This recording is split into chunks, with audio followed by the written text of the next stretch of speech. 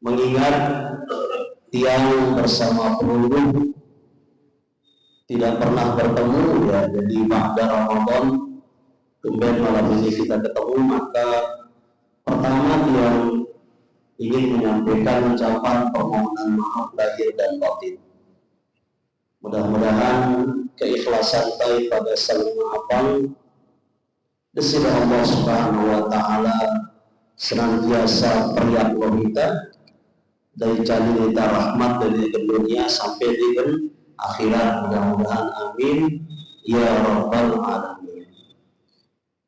Melanjutkan kajian hadis kita bapak-bapak dan ibu-ibu sekalian, qala al-musannif qala al-muhaddis rahimahullah tabaraka wa ta'ala wa nafa'ana wal muslimin bi'ulumihi fid dharain amin.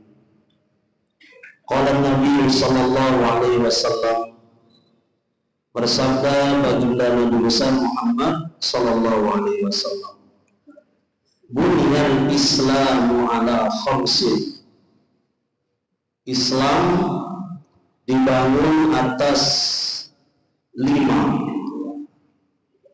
Apakah itu namanya 5 rukun, 5 fondasi? Yang pertama, syahadatu an la ilaha illallah, tiang penunggu dengan penuh keyakinan menyampaikan kesaksian, pengakuan bahwa hanya bertuhankan atau mengimani Allah Subhanahu wa ta'ala sebagai Tuhan dengan mengungkapkan asyhadu an la ilaha illallah wa anna Muhammadan Rasulullah. Kemudian kesaksian yang kedua, dan tidak boleh dipisah dengan kesaksian yang pertama, adalah bersaksi bahwa Sayyidina Muhammad sallallahu alaihi wasallam itu adalah Nabi Rasul utusan Allah. Tidak sah dan tidak diterima syahadat apabila orang hanya menyatakan asyhadu an la ilaha illallah, tapi mereka tidak mau melanjutkan dengan wa asyhadu anna Muhammadar Rasulullah. Ya nasah syahadatnya, ya terima syahadat. Jadi yang diterima syahadatnya itu adalah yang bersyahadat dengan penuh keyakinan asyhadu an la ilaha illallah wa asyhadu anna Muhammadar Rasulullah. Kemudian berikutnya wa iqamus shalah. Setelah yang penunggu bersyahadat membuktikan keyakinan bertuhankan Allah, bernabikan Nabi Muhammad sallallahu alaihi wasallam, yang kedua kita membuktikannya dengan mendirikan sholat. Kita mendirikan sholat, apakah itu namanya sholat fardu yang sifatnya harian, ya, zuhur, asar, maghrib, isya, subuh, atau ada yang sifatnya mingguan khusus lulusan hingga jamaah lagi namanya sholat Jumat. Itu adalah bukti dari hati kita betul-betul berkeyakinan bertuhankan Allah Subhanahu wa ta'ala dan bernabikan, berasulkan Nabi besar Muhammad sallallahu alaihi wasallam. Kemudian yang ketiga, wa iqamus zakat. Bagi yang diberikan kelebihan rezeki oleh Allah dalam batas-batas tertentu, jika memiliki harta seharga emas, ya, seharga emas 76, sekian gram. Ada pendapat yang mengatakan 83,6 gram. Mun bebele kepeng mara ajin emas baru 3,6 gram. Pira ajin emas mangkin. Katakan 2 juta, ya peluluh kalikan saja, kali 83 gram. berarti sekitar 160 sekian. Katakanlah pelingin kepeng 170, itu berarti sudah sampai nisabnya, sampai kadarna pelingin wajib berzakat. Pelingin wajib berzakat. Saya demen wah berdua makin lelek berdua untuk rompe gembang atau titik kenai dan percaya sampai dengan tahun depan KPP di 175 nono ya pewah naduya, ya pewah naduya, karena tidak ada keperluan sampai dengan katakanlah Mei tahun depan, umpama Mei bulan ini pembeli KPP yang 120 juta. Jika di Mei tahun 2026 ya pewah naduya, maka Mei 2026 wajib diulang zakat. Wajib diulang zakat. Karena waktu cukup nisabna, waktu cukup haulna tadi bulan zakat, diulang zakat. Lagu engkau ulang Mei berdua 170 juta. Dalam perjalanannya beliau bikin berbicara kuliah fakultas kedokteran. Ini kan kuliah fakultas kedokteran kan besar, ya kan? Lalangah mendak 10 juta, lalangah mendak 5 juta, bahkan lalangah mendak selain. Ya ada nama apa-apa, wah kue 100. Apalagi dengan sampai tahun. Artinya dia tidak diam uang itu. Maka kalau seperti itu kondisinya, ya wajib berzakat. Itu karena KPM duit Mekah. Itu ketentuan zakat bapak-bapak dan ibu-ibu sekalian. Itu ketentuan zakat. Jelas begini. Jadi cukup nisabna kemudian sampai haulna, maka wajib dikeluarkan zakat. Lalu bagaimana kalau penunggu punya uang dalam perjalanan itu mengadu KPM-nya sehingga kurang dia dari nisab, maka silahkan dengan niat bersyukur, dan yang wajib berzakat niat bersyukur, maka lakukanlah apa yang disebut dengan sedekah. Bapak bersedekah, syukurkan berdua rezeki. Dan salah satu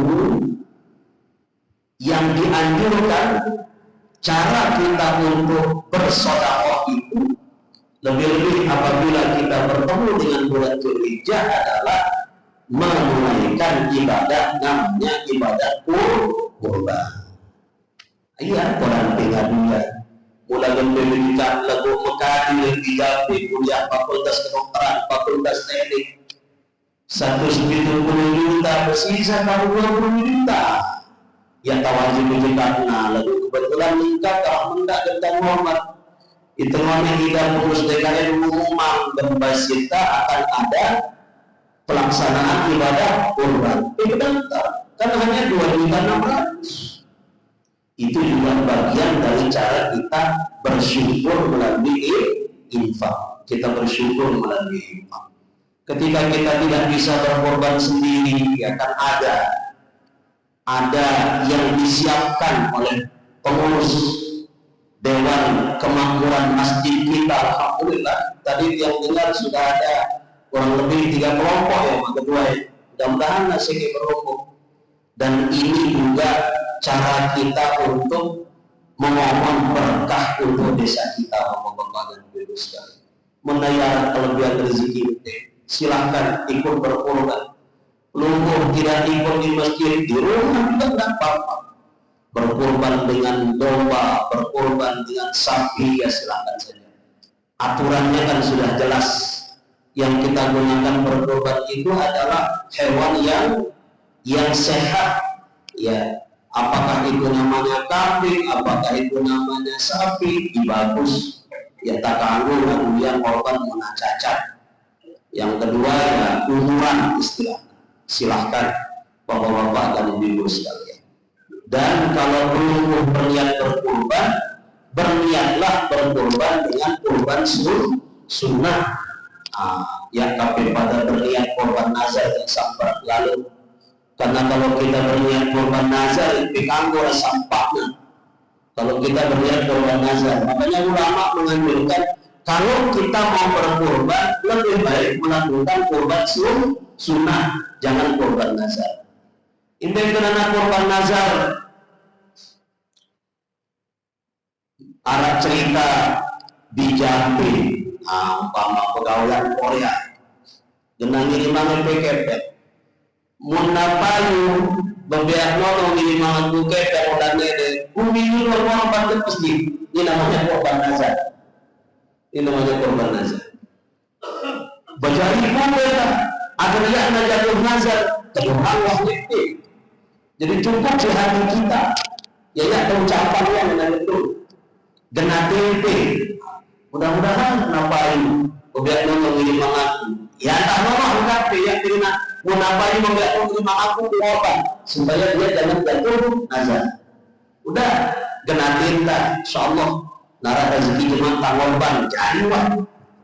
Ya tak gantungnya dengan nikmat yang akan Allah berikan kepada kita. Ulama menganjurkan kalau kita berkorban sebaiknya kita melakukan korban sunnah, tidak korban nazar.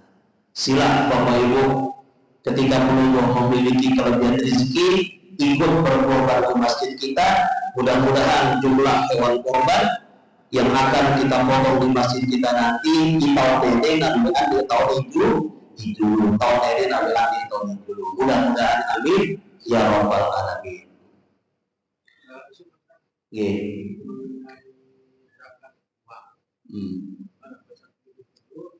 Kalau kita 100 juta, memenuhi nisab dan koordinat, kan wajib dikatakan. Nah, bagaimana itu yang disimpan di bank, tapi perjalanannya tidak cukup bangunan di kampung, ada anak sekolah, tidak sampai wajah, habis. Bagaimana kalau orang nanggap kita sampai 200 juta, dan itu biasanya sampai 2 tahun mengenai tengah.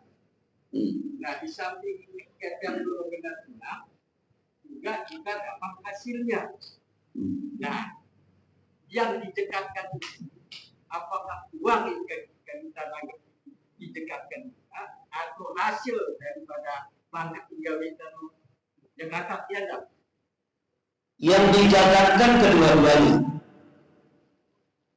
Kepeng tingkat menanggap sangat minta wajib dan sebulan kekatna karena kepeng mana datangnya dan dengan polanya itu tetap pilih itu. Artinya kan kepeng ini yang nama kambing, cuman kepeng ini kesuruh dengan kesuruh dengan menjaminkan sawah atau dengan menjaminkan kebun bahasa kita nanggap. Jadi uang yang 200 juta itu tetap dikeluarkan zakatnya terpisah dengan zakat hasil tanah. Namun zakat tanahnya kan menara hasilnya kan wajib itu tidak punya menara hasilnya kan wajib itu kan. Jadi kedua-duanya wajib dizakatkan. Nanggap PP banget 1 juta, kayak dari 1 juta tetap kesimpulan dekatnya. Gabah imau P dan tanah ditanggapi dikeluarkan juga zakatnya karena zakatnya terpisah.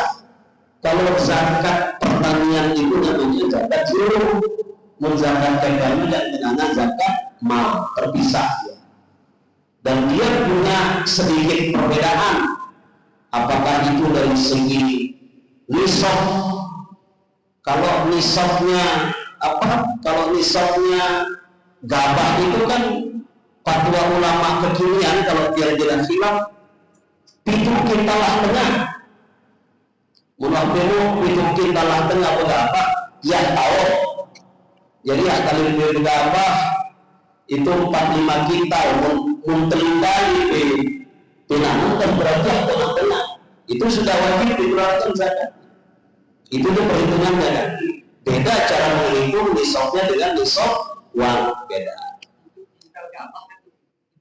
Itu kintal gabah Itu kita tengah dalam jangka waktu 1 tahun. Dalam jangka waktu 1 tahun. Dan itu zakatnya kalau sawah itu menggunakan air bawah, paham ini bawah. Ya nasekat lalu air dan tolan bangkat penono. Contoh marah nih hanya ada di kubur. Nono kan ya nawah bais. Nah, ida inanam tono zakatnya 10%. Zakatnya 10%. Lalu memiliki tiada sekat air, bahkan dalam keadaan tertentu beliau nono maknana apakah itu nyewa mesin kanun PDK air bangkat atau memang betul-betul membeli.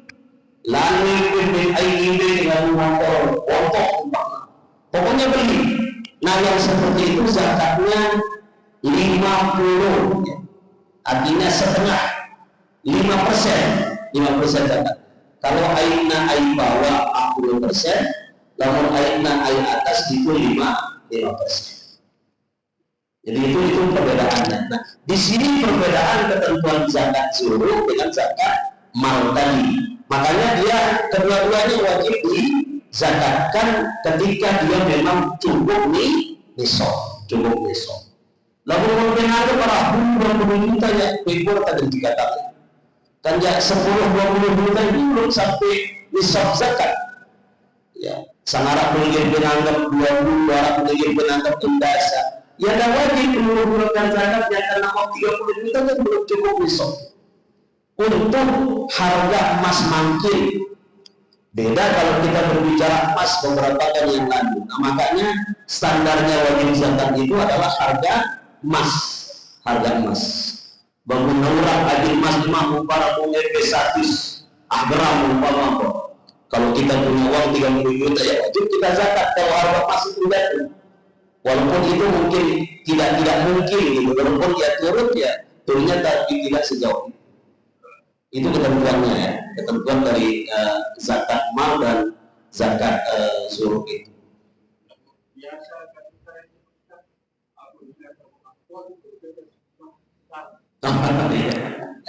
Li'ajlil ihtiyat kata ulama. Li'ajlil ihtiyat ihat kapengan ismanta pemu'aton.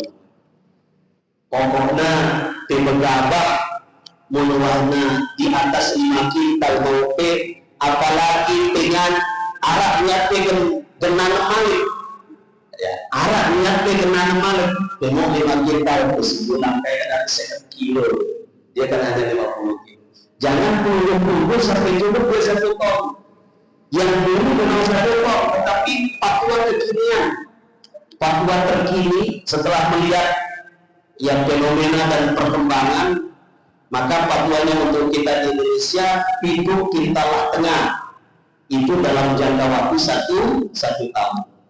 Mun 2 kali penanam berarti tahu 4 kintal harus kita berikan. Tidak harus kita berikan. Itu zakat zuhur bapak-bapak dan ibu-ibu sekalian.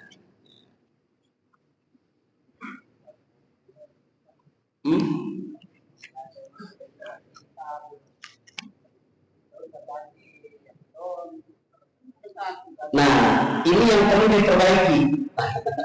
Ini perlu tulisan. Enggak jadi 5 kintal ton kan nanti ton. Jadi ini yang perlu diperbaiki. Ini yang perlu diperbaiki. Supaya hasil beruntung bercocok tanam di sawah itu ada berkahnya. Ampunan tidak mas kalian. Mungkin, wallahu a'lam bishawab, mungkin hasil kaya ini beruntung ya mungkin karena itu.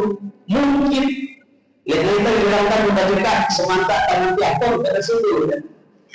Kecuali mempelitih penanam malahkan. Mempelitih penanam malahkan tahun ini ya kan penanam naik malah cara sebahagian batu dan bagian laut kan bagian laut kan satu kali aja dia nanam. Tapi kalau sekarang ada bendungan padat ini dia nanam karena memang itu hanya untuk kebutuhan konsumsi ya dan jualnya semua penderita bagian laut kan. mun papa hasil gagal dan nanti tembakau gitu.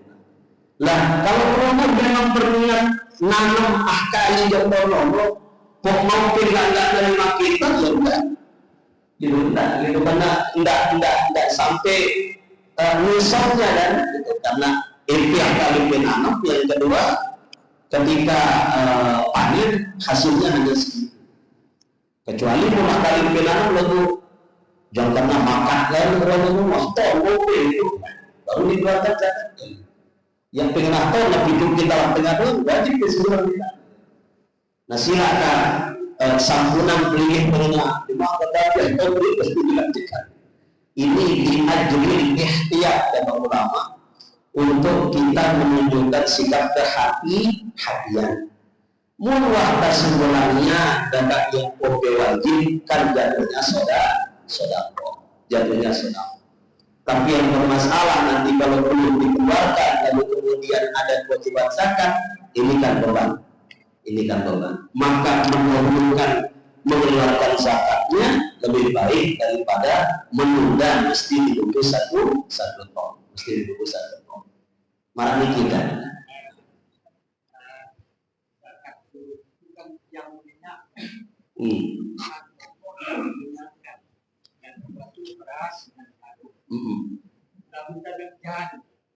Jagung. Yang kita dapatkan dari hasil padi itu. Iya. Jagungnya tidak dizakatkan karena dia bukan makanan pokok di daerah kita. Tapi hasil jagungnya kan jagung peligih kita kesatan juga peligih numpang. Ya, hasilnya itu yang dizakatkan, bukan jagungnya. Karena itu ketika dipanen, lalu kemudian dia ditetapkan, ya penjual dia, pejabat wajib kita. Lalu penjual dia, apalagi dengan ada kalau memang nama Allah Cina juga, mereka mudah lalu. Lalu untuk wisata, jadi perlu cari informasi. Simpen jagung yang penjualnya, tidak wajib zakat selama dia masih dalam bentuk jagung. Lalu penjual rumah itu zakat itu tidak. Nah, kalau dia sudah berbentuk uang, maka baru dia wajib dizakatkan ketika dia sudah dalam bentuk uang. Namun selama dalam bentuk jagung kita wajib dizakatkan. Beda dengan gabah. Menggabah ya tidak mesti harus dijual baru dizakatkan. Karena memang dia makanan pokok katanya dia jadi nasi. Tapi jagung itu bukan makanan pokok di daerah kita. Maka selama dia belum diubah jadi uang, dia belum dizakatkan. Buah diubahnya jadi ganja, baru dia wajib dizakatkan. Marahnya kita ketentuannya. Karena jagung juga sekarang menjanjikan ya, sangat menjanjikan, apalagi banyaknya kebutuhan pakan. Betul lalu ya kayak penyajak-nyajak lalu itu ya kita wajib dizakatkan. Jangan seperti itu namanya perhelak. Itu namanya perhelak. Wasaumu Ramadan wa hajjul baiti. Kemudian yang keempat, bagian dari rukun Islam itu adalah haji ke Baitullah. Alhamdulillah Bapak Ibu, ada beberapa keluarga kita, jamaah kita tahun ini yang dari desa Lekong ditakdirkan oleh Allah untuk menunaikan ibadah haji. Kita doakan Bapak Ibu, mudah-mudahan Allah mudah kurang ganteng jamaah yang di desa Lekong dulu tebal tahun ini ibadah berangkat. Kalau dia tidak hilang sulitnya jemaah mungkin ada juga nanti yang belakangan. Kita doakan mudah-mudahan dapat ini cari sehat afiat lalu dan jaga ke dalam perjalanan dan sehat selamat itu sambil doli dan pada cari berkah haji mabrur. Tiang ingin menitip pesan sanara ida calon jamaah haji tay hadir keleniki haji itu butuh persiapan dan yang paling penting disiapkan dari yang lain-lain, ya di samping kita udah nyiapkan ONH, watan nyiapkan bekal dan sebagainya, yang sangat penting disiapkan dengan waktu GP pada berangkat jadi calon jamaah haji adalah memahami ilmu manasik tentang haji. Jadi ya PGP berangkat timpa Mekah lalu yang dipaham kenana manasik haji. Lalu itu hukum yang saran dengan ya nak kamu. Karena haji ini beratnya Bapak Ibu, kalau dia tidak sah pelaksanaannya disebabkan karena kelalaian jamaah yang bersangkutan, tamu wajib pulang untuk yang Anda. Wajib dia kembali ke tempat. Dalangan turis tinggal bisa apa kita opang, itu beratnya. Makanya semua calon jamaah haji harus paham betul mana namanya rukun haji, mana namanya wajib haji, apa yang disebut dengan mawani'ul ihram, apa karena haji ifrad, apa karena haji tamattu, apa karena haji qirah. Jadi harus dipahami. Apa karena haji tamattu harus dia pahami. Haji tamattu itu apa? Apa karena haji ifrad harus dia pahami. Haji ifrad itu apa? Jangan hanya dia bahwa harus mengikuti boleh haji ifrad. Yang hubungan haji ifrad aku terus sampai sana lalu itu tapi tidak sarankan. Ini kan bahaya. Kalau dia sendiri tidak mengerti cara melakukannya, bahaya. Ibe ketolanda masang niat, ibe ketolanda miqat. Apa larangan-larangan dalam selama menggunakan pakaian ihram? Sedikit kalau dia boleh sampaikan Bapak Ibu, larangan ihram itu ada 3 secara garis besar. Sanara tidak hadir calon jamaah kita. Pertama, ada larangan ihram yang membatalkan haji.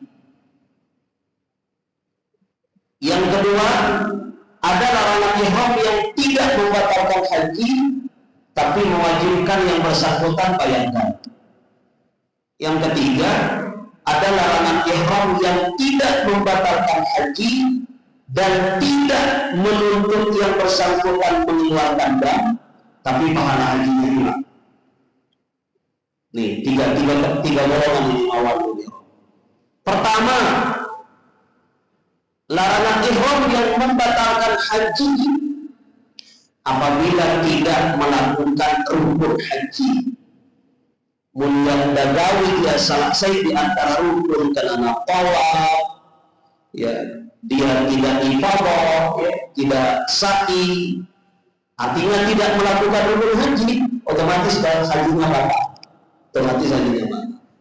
Itu sebabnya Bapak Ibu nan numbe berat penyakitnya jamaah haji kita hatta dan malam itu pemerintah Saudi berkoordinasi, pemerintah kita berkoordinasi dengan pemerintah Saudi sehingga disiapkan ambulan untuk membawa jamaah-jamaah yang kurang sehat atau yang berat sakitnya palem untuk dibawa pakai ambulan mengikuti kegiatan namanya safari hukum. Pokoknya dan nanti lo harapah menjalankan hukum selesai hukum nanti tulang balik. Karena namanya hukum di padang Arafah itu hukum. Mulian dan minum dari hukum otomatis hasilnya nggak sah. Hatta napalong jamaah hatta napalong. Itu karena Nabi mengatakan dalam hadis al-hajju Arafah atau puncak daripada pelaksanaan ibadah haji itu adalah melakukan hukum ibadah Arafah. Yang kedua, Bapak Ibu, yang bisa membatalkan haji itu kalau yang melakukan haji itu menikahkan atau dinikahkan. Tidak boleh dia menikahkan ketika menggunakan pakaian ihram. Tidak boleh menikahkan, tidak boleh dinikahkan. Kalau ada jamaah haji yang sedang ihram jariah dinikah, berkat ini dalam pakaian ihram dia tentu tentang yang mengenai haji dan muslim. Jadi kalau dia menikahkan ketika menggunakan pakaian ihram, otomatis hajinya batal. Tidak boleh menikahkan atau dinikahkan. Itu membatalkan haji. Yang kedua, Bapak Ibu, mawalimul ihram tidak membatalkan haji, tapi harus bayar dam. Ya, munjamaah mama ya, ketika sudah menggunakan pakaian ihram, lalu kemudian masang niat atau miqat, dia masih menggunakan pakaian berjabit. Atlah umpamanya jamaah dan ini disuruh jadi celana dalam dan yang namanya baku, yang namanya ini aturan maik ya maik sedih, karena kita tidak boleh menggunakan pakaian berjahit. Kalau dia tidak mau meninggalkan itu, maka yang bersangkutan wajib bayar dam. Wajib bayar dam. Itu risikonya. Yang nabadal haji dan harus bayar dam. Bayar dam. Bisa potong domba, atau bisa memberikan makan fakir miskin, atau bisa melakukan puasa. Silahkan dipilih. Dam takhir namanya. Tidak boleh menutup kepala ya, bagi kita yang lagi ketika menggunakan pakaian ihram. Nah, makanya dia ingatkan jamaah haji kita, baik yang laki terutama ya, jangan dan imam haji itu kalau dia tamattu kan paling cepat dia buka ihramnya itu kan 3 hari. Tanggal baru siwak ahulu, selesai melakukan lontar Jamaratul Aqabah tanggal 10, berdoa menghadap Ka'bah, kemudian tahallul awal, kanggo dan buka ihram. Terjun. Nah, terjun dulu harus jaga dari benar ihram. Ya ada terus berselana, ngomongkan, enggak boleh. Tentu pimpinan rombongan atau lakukan Allah Taala meminta. Enggak boleh. Itu. Ada pengalaman yang umroh kemarin Ramadan. Nah, inilah kadang-kadang jamaah kita. Ya pun tak berangkat, wah pesen tender marah bahasa. Nih yang nakanggu, nih yang nakanggu tengah dunia baru dia nak kamar, Belum kita selesai melakukan umroh, cerita umroh kemarin Ramadan. Bagaimana Nabi Sallallahu Alaihi Wasallam? Yang bilang, ya, bagaimana Nabi Sallallahu Alaihi Wasallam? Mana? Aku tuh Ustaz, berubah dia pecah. Ingat, harus membayar dam sebulan. Selama itu contoh Bapak Ibu yang sudah dikasih tahu pun kadang-kadang belum tentu ingat, apalagi yang tidak pernah dikasih tahu sebelumnya. Jadi haji ini Bapak Ibu berat, kemuliaannya luar biasa, tetapi pelaksanaannya juga harus betul-betul bagus. Harus betul-betul bagus. Nah, kemudian yang ketiga, melanggar mawalimul ihram tidak membatalkan haji, tidak mewajibkan dia mengeluarkan dam, tetapi hilang pahalanya. Apa bentuk mawalimul ihram yang seperti itu? Allah menjelaskan dalam Al-Quran, Al-Hajju Ashhurun Ma'lumat, faman farada fihi al-hajja fala rafasa wala fusuqa wala jidala fil hajj. Jadi jamaah haji kita selama berhaji bukan hanya menggunakan pakaian ihram, terutama sekali ketika menggunakan pakaian ihram dan sudah niat miqat, hindari namanya rafas. Paham lingkar rafas? Marabah santa, mohon maaf, raus yang belang-belang, alhamdulillah dari Mekah Tolanda masih buang ida giram nyebut angkundai anak keluar itu. Makanya diingatkan jamaah haji kita, munahat dengan itu kumpul jantan kumpul itu Arafah, lalu angkun dari itu kumpul dan rausang yang diri-dirinya bagusan dari enak bekas ini enak daripada kena sidang pahala ibadah. Biarkan dia bicara lalu yang tabiikan, tinggalkan. Tidak membatalkan haji, tetapi merusak pahala. La rafasa wala usuqa, yang takandul nyumpah, yang tak kanggo berbahasa yang bagus dan karena kusuk.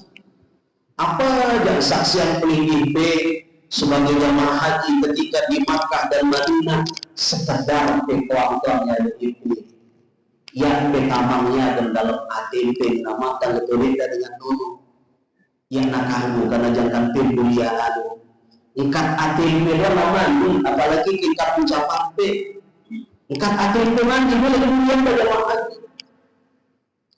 Kalau peluru mau menyampaikan sesuatu dalam hati, maka sampaikan yang baik-baik saja. Bagus-bagus berucapan, katakan berucapan yang bagus. Ya contoh umpama kan budaya anda budaya dengan Arab no beda. Mun pelingin pisang yang kan mun taliwat batur okor kan ada tabe ulat tabe-tabe.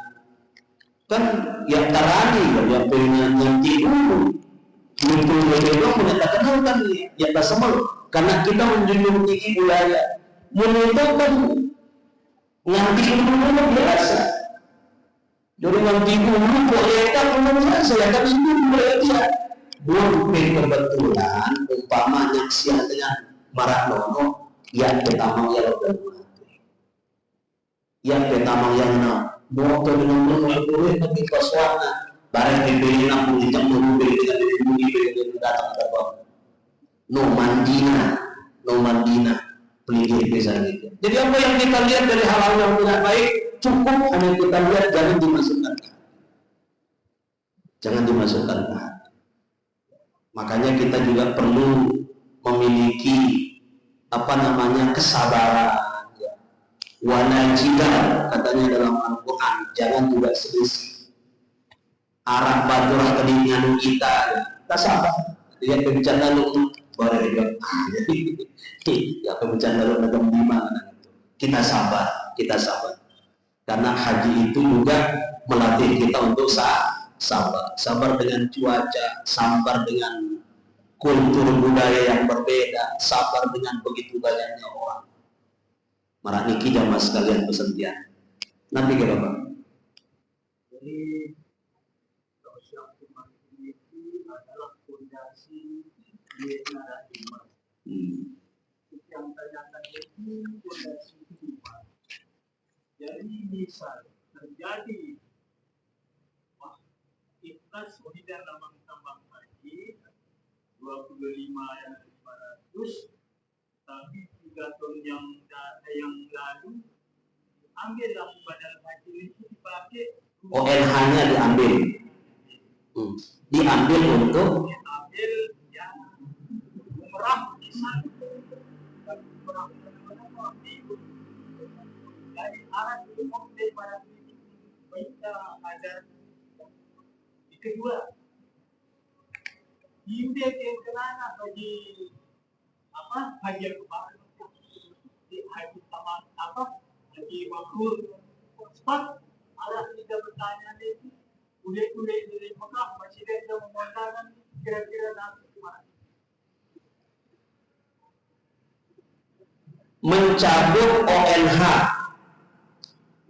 untuk keperluan apapun hatta untuk keperluan umroh kata ulama hukumnya haram hukumnya yang nakanggu pelinggih pewahnya tor tambang haji 25 juta rupiah arah dengan keledian lah anggonet dengan orang umroh bencana kita bagus dengan umroh lalu cari yang lain ya jangan namanya kita masyarakat dari orang tidak boleh dicabut yang jadi ONH kalau dicabut lalu kemudian digunakan umroh haram hukumnya. Jadi umroh harus diminta gantinya 1.000 tapi nyetorman udah pemilik berdosa. Kalau tidak begitu berdosa. Apalagi kalau digunakan untuk kepentingan lain. Apalagi kalau digunakan untuk kepentingan lain. Itu bapak-bapak dan ibu-ibu sekalian. Yang namanya harta kepeng karena apalagi pistolnya dari ONH diingatkan untuk haji saja sudah familiar di kalangan orang tua kita yang aku kira kaduan dan ini nanya nyata benar itu, apalagi waktu sekarang ini. Dan ternyata ulama mengatakan mencabut ONH yang sudah disetor untuk haji hatta untuk keperluan umroh hukumnya haram. Silahkan pelungguh berangkat umroh tapi pakai dana lain, apalagi kalau sah berkah. Itu perilakunya mencabut uang itu saja hukumnya haram. Nauzubillah min dzalik. Kemudian haji akbar, berhaji mabrur, ya memang ini agak-agak beda ya. Kalau haji akbar kan pelaksanaannya, kalau haji mabrur itu kan hikmahnya. Haji akbar itu ada beberapa pendapat ulama Bapak Ibu. Yang pertama, ulama berpendapat sesungguhnya haji akbar itu adalah haji yang dilakukan tiap tahun. Jelua papat ulang tahun, nah, Jumat ke Sabtu Ahad. Sesungguhnya tiap tahun itu namanya haji akbar. Kenapa? Karena ada juga namanya haji asghar, haji kecil, yaitu umroh. Umroh itu kan haji atau haji kecil. Ya tulah wukuf, ya tulah lontar jamaah, ya tulah mabit. Kalau umroh kan, makanya dinamakan haji kecil. Nah, petugas-petugas yang ada di sana askarmu, ini kenawah mana ya Allah, ya haji, bukan kita kan. Nah, lagu karena haji kecil. Makanya haji tiap tahun itu sesungguhnya kata ulama, sebagian ulama mengatakan itu namanya haji akbar. Nah, pendapat yang kedua agak mengkhususkan istilah haji akbar. Mengkhususkan seperti apa? Mengkhususkan dengan jika puncak dari haji yang namanya wukuf di padang Arafah itu jatuh pada hari Jumat. Kalau wukuf pada musim haji itu jatuh pada hari Jumat, maka melihat besar nilai pahalanya. Jadi kita bernasib haji ampo wukuf nagiro Jumat, pahalana marat dengan gawe haji itu 10 kali. Jadi melihat keutamaannya ini, makanya kalau wukufnya hari Jumat masyhur dinamakan dengan haji akbar. Lah, bagaimana dengan yang mengatakan haji akbar yang bukan hari Jumat tempat wukuf? Beliau berpendapat kalau wukufnya hari Jumat, maka hajinya namanya haji akbar wa afdal. Nah, lebih kata afdal ini sepertinya nggak bisa terkenal. Yang paling terkenal itu haji akbar wa. Sebenarnya kalau wukufnya Jumat, akbar wa afdal. Haji akbar wa afdal. Yang ini belakang. Jadi kedua pendapat ini benar. Yang terpenting ketika kita melakukan haji itu, kita betul-betul menandasi niat kita semata-mata mencari keridhaan Allah Subhanahu wa Ta'ala. Itu yang paling utama. Melakukan haji dengan seluruh rangkaiannya itu semata-mata mencari keridhaan Allah Subhanahu wa Ta'ala. Jika niat kita mencari keridhaan Allah, yang kita gunakan berangkat juga rezeki yang kita yakini kehalalannya, kemudian semua manasik itu sempurna kita lakukan, maka insya Allah Allah memberikan kita haji mabrur. Al-hajjul mabrur laisa lahu jaza illa jannah. Apa tanda daripada orang yang memiliki hajinya haji mabrur? Di antaranya kata ulama, apabila yang bersangkutan itu, mohon maaf lagi, kalau dia belum berangkat haji terkenal, ampun beragam, paham begini beragam? Bahasa kasar mempelitkan. Lagu dari daunnya, aku mikir pendeta itu Mekah, begitu pemurahnya, begitu dia pulang. Ketika dia pemurah setelah pulang, berubah dari sikapnya sebelum berangkat yang dikenal tidak pemurah, maka insya Allah itu menandakan hajinya mabrur. Yang kedua juga ketika dia memiliki hati yang salim. Hati yang salim itu apa? Ya udah berangkat haji ya dia suka membedakan umpama berdasarkan strata, berdasarkan status sosial. Tapi begitu dia pulang haji, dia bisa melihat semua orang dengan penuh kasih sayang tanpa membedakan satu dengan yang lain. Akhlakuna keluarga, akhlakuna semoga jari, akhlakuna ngormatin, akhlakuna hargai. Maka insya Allah itu bagian kata ulama dari alamatul umroh, ya, alamatul mabrur min ibadatil haji. Maka mudah-mudahan Bapak Ibu keluarga yang senamian yang tenan DP baca Fatihah kami khusus taniatan wah keluarga jamaah khususnya lilitan dan desa Selekong, desa Nyortabel, Kecamatan Sukamulia, Lombok Timur, Nusa Tenggara Barat, dari seluruh wilayah negara kesatuan Republik Indonesia dan akhirnya dari seluruh dunia Islam. Karena haji itu sesungguhnya adalah silaturahim akbar umat Islam yang mendapatkan panggilan haji bukan hanya datang beribadah haji, tapi beliau itu juga datang untuk menyambung silaturahim dengan semua umat Islam. 3, 4, 5 juta yang hadir semuanya bersilaturahim di situ. Kita doakan sekali lagi mudah-mudahan dapat ngicanin sehat selamat lalu dan ngicanin kemudahan keringanan jangan tanggawi ibadah dan sehat selamat ulil di akhlak dan dalam berpredikat haji mabrur ala hadhihi niyah wa ala kulli niyatin salihah wa ila hadratin nabi al-fatihah. Bismillahirrahmanirrahim. Alhamdulillahirabbil alamin.